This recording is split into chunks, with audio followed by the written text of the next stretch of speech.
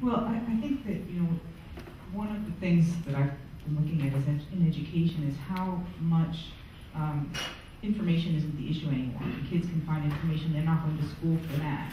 And I definitely think that this movement technology is going to be one of the ways that people will look at how children learn. So this is just a really strange example, but my daughter recently had a bat mitzvah, and she had to learn a lot of text to get up and sing a lot of text. And I see her listening with her, plug-in device to her music that she needs to learn to say and sing, and she's moving her body. She's actually choreographed an entire dance routine around the text that she needs to memorize, so that when the text comes up, she does something for sticks, putting the sticks together to fit into the text. She's, putting her hands together like she's holding sticks in her hands, and she's actually choreographed this.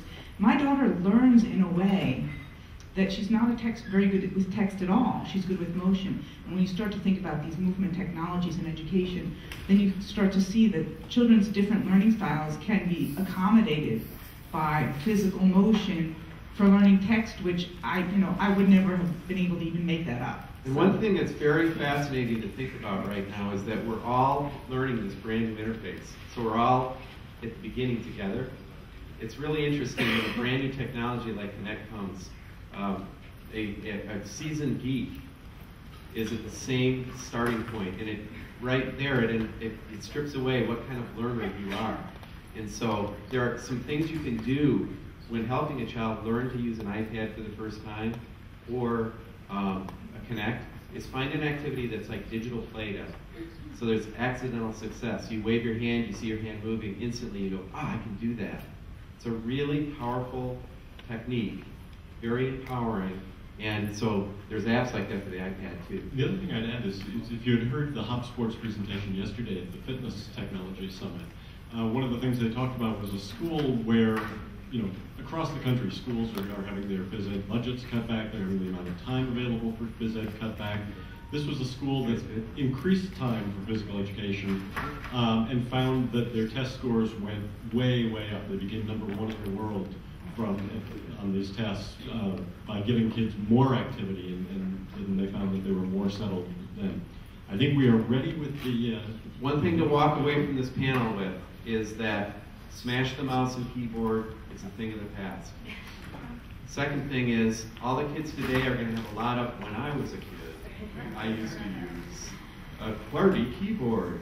It's really interesting. So that everything is sort of changing. It's not that this is going to completely go away, but we've got the Sony Move here. Thank you for your patience with this. We've got Anton Mikhailov presenting the Sony Move. Anton is the co-designer of the PlayStation Move for Sony. And I think, Warren, what I'm going to propose is after Anton's demo, we move on to the next part of the program. I really wish we'd had more time for questions and discussion. But as I say, they're on the floor. They're here for you to talk to, take advantage. Right now, yeah.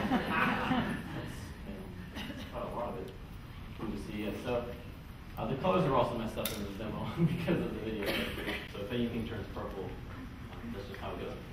So this is also a camera-based system. The PlayStation Move uses the PlayStation Eye camera for PS3 to track these glowing wands here. So you might have seen augmented reality systems before. So what we did is really made it robust and very, again, active. Like everyone has been saying, it's very important that it's very immediate and low latency. With other AR systems, the frame rate's usually kind of low and things don't quite stick to. Oh, there we go. Sweet. All right, now proper color. You aren't going to actually kill somebody in this, are you? You can have two, that's going to be more dangerous. But watch out, Scott. Plenty of stuff to play around. But so this is, as I mentioned, this is called augmented reality. So this is when we overlay objects into the scene. This is one of the most popular modes for kids because they can see themselves, and that lets them connect to the game much easier. Whereas if you go into this mode, which is kind of more of a traditional gaming mode where you're kind of in the virtual scene, it's very hard for some kids to associate with that, especially at a young age. So, for like a 3-year-old kid, this makes a whole lot more sense. We've tested a lot of these projects, and also it's very spatial. Most of these applications actually don't need any buttons, so you can have, like a kid paint, for example. So here's another application we have. So here you have the controller, you can draw all over the screen. And you can use very broad motions. The controller is obviously very far-reaching, but you can also use very fine, precise motions. So it scales. It's actually take that, Microsoft. And also the spheres change color based on the color you select. So here on green, you can switch now to purple and red. So the kids really like the actually color changing. And you should know that the technology in one of those controllers is about 4 times more powerful than a Wii Motion Plus because it's made more recently, right? Right. The whole idea was really, we had the iToy back in PlayStation 2. A lot of people, especially in the kids markets, have been familiar with it because it was really popular with the kids.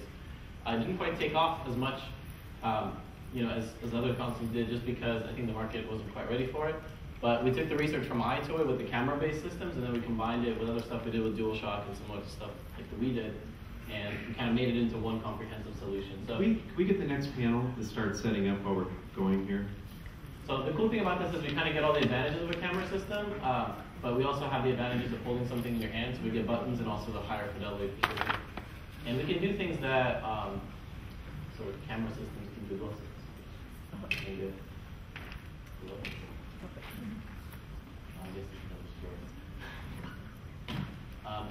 you a lot of them. So this demo will show you kind of like the precision of the controller, but also the kind of applications of exercise. This is a training dummy. See if I can get my sword. So you can see there's a lot of fidelity in the tracking. It can actually go swing around. But traditionally you kind of think of motion gaming as just gestures, left and right. Whereas here we can actually do very precise motions all around. I can actually go and pedal with his hand. I can go and left with his head. And this precision, it's important not just from kind of like the hardcore gamer perspective, but again, for somebody to learn how to be a sword fighter, you actually need a lot of feedback as if it's from a real sword. So if it's just gesture-based, you actually don't get the proper motion. So like I actually used to take fencing, so if I can kind of target on his head, I should be able to get it. So without that kind of feedback, you can't actually do the motions. I mean, you can't just do this sort of thing. So it's very interesting because the titles that we have lined up, like one of our sports titles, has the Gladiator duel, and it comes with an easy difficulty and all the way up to kind of champion difficulty. And a couple of days after launch, I saw this post of some guy. He said, "I played for like 9 hours, and my arm was about to fall off, and it had like a metallic taste in his mouth." People were really worried about him. But it's really good for exercise. We have also a boxing game. Everyone's quite tired, sort of gets tired playing. So, for kids, we have augmented reality titles like iPad, which is a virtual pet. Again, you can see a pet kind of in the living room with you, and you can play with it, interact with it. There's also a party game like Start the Party, also use those in that. And, there's also a creativity kind of application to this. So we have a game called Beat Sketcher where you draw things so kids can draw and also make music with what they drew. So the picture you draw affects the kind of beats that are playing. And there's also lots of other modeling applications, for example, like lathe, virtual pottery.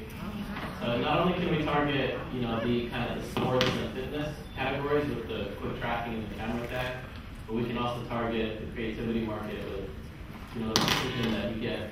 I mean, basically this device is a lot like a 3D mouse. So as much as we'd like to get rid of the mouse, you can think of this as getting a 3D mouse now. Actually, that's what this guy said.